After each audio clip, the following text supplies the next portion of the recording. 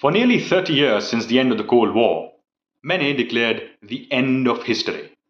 US stood unrivaled, China became the factory of the world, globalization accelerated, trade deepened, the internet connected billions, international institutions managed crises.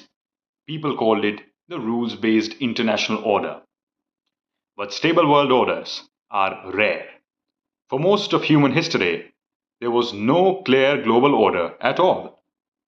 Even Pax Britannica and the American led order were anomalies, not the norm.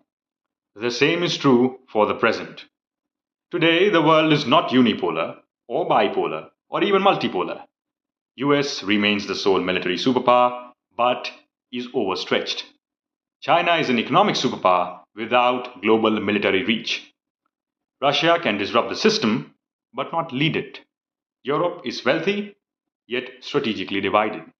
The result is a world adrift, fragmented, transactional, distrustful. UN Security Council is paralyzed by veto politics. WTO's dispute system has been crippled since 2019. WHO failed to prevent vaccine hoarding during COVID.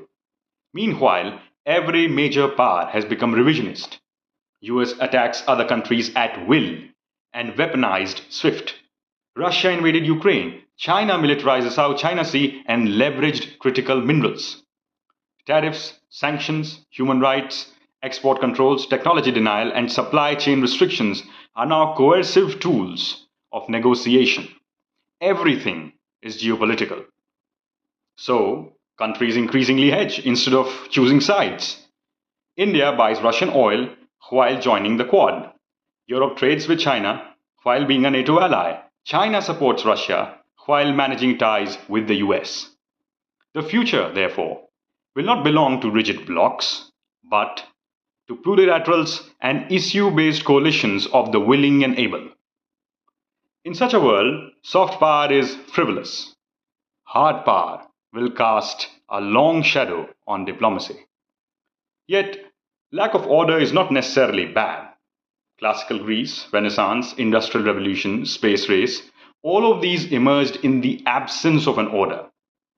Disorder weakens stagnant orthodoxies. It creates space for new ideas, actors, and frameworks.